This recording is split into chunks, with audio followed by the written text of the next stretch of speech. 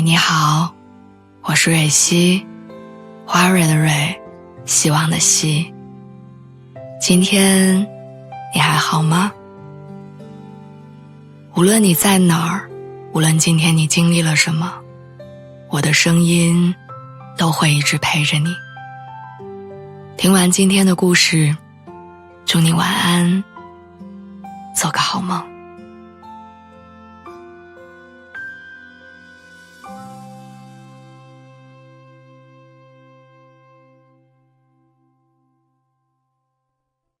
我能想到最好的分手方式，是两个人把话说清楚，然后道一声珍重，明明白白地分开。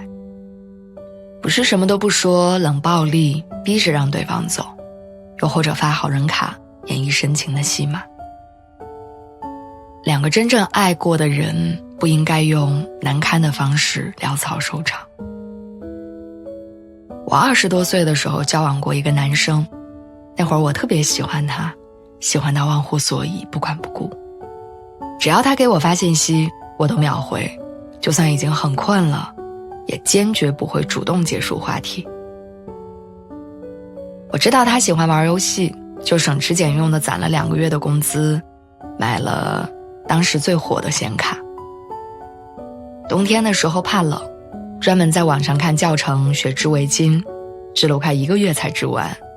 把手指头戳的都是伤口。但这些行为对当时的我来说算不上什么，因为只要他喜欢，我就能高兴一整天。当然，他对我也很好，知道我喜欢吃烤红薯，一大早跑3个街道买回来给我。看到别的女孩都有男朋友送的手办，他也一个接一个的买给我。有一天晚上我在家失眠睡不着，他打了1个小时的车到我家楼下陪我聊天。那个时候的我们用尽了所有笨拙的方法去爱对方，在彼此的眼中真切地感受到了爱和被爱的感觉。但最后我们分开的方式是冷暴力。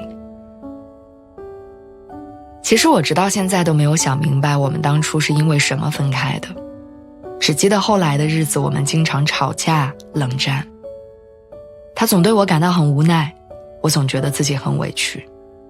但我们没有人挑明直说，只是默默地忍耐着。大概是2个人都在心里默认了对方改变不了这件事儿，于是所有的爱意就在日复一日的消磨中消耗殆尽，最后连分开都是用冰冷的文字传达的。我们在一起仿佛是一场梦，分开也是。后来总有人问我为什么分开，我说不清原因，只能简单的用一句不合适了掩盖一切。前段时间我跟朋友吃饭聊起这个话题，他的一番话让我突然释然。他说，其实很多分开的情侣都没有告诉对方分手的真相是什么，因为这个真相说出来伤的会是2个人。就像你以为他喜欢你亲手织的围巾，于是织了1个晚上又1个晚上，把自己弄得全是伤，但你没有发现，他收到以后虽然说开心，但从来没有戴过。他以为你喜欢他送的手办，于是送了1个又1个，但那么多的手办却没有1个是你真正想要的。你嘴上说很开心，但转头把它们堆在角落里。围巾没错，手办也没错，错的是你们总在用自我感动的方式去爱对方。当这种委屈积攒到了一定程度，人心就会慢慢变得冷漠，因为觉得自己的付出被无视，因为觉得真心被辜负，最后惩罚了对方，也伤害了自己。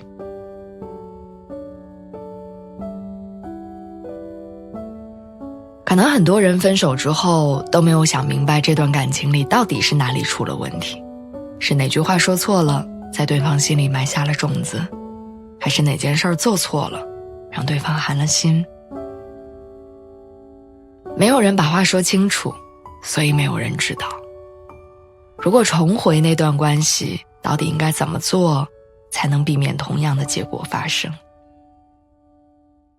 所以我一直很羡慕那种状态，想走的那个人找一个天气晴朗的午后，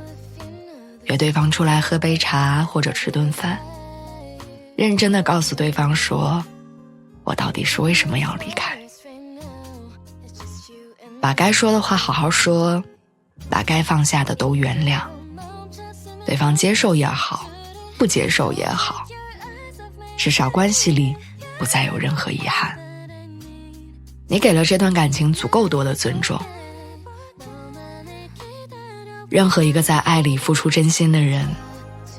他们都值得拥有一个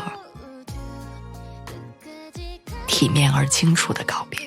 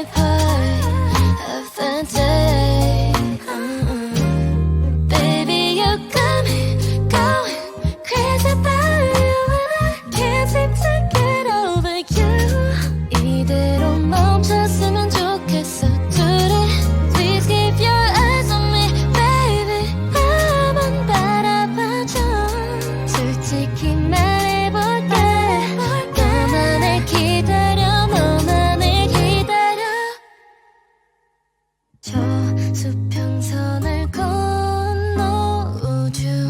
끝까지 가볼게 With you 마지막 순간까지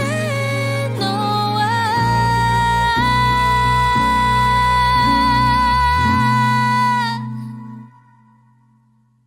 저 수평선을